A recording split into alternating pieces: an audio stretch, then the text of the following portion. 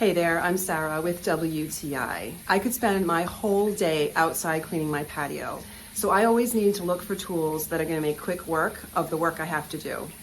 This is a broom from YONILL. It's lightweight and effective.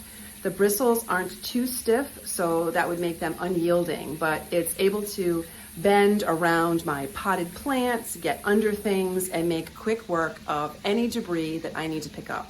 Whether it's pine needles or plant leaves, sand or rocks, nothing is going to get in the way of this broom. But it's not too heavy for me to use, and I appreciate the fact that the handle is long.